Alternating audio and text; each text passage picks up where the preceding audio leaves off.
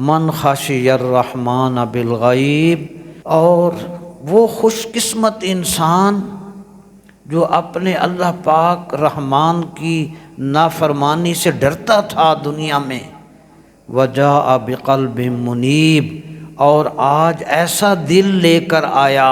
طرف یاد الہی کی طرف متوجہ رہتا تھا۔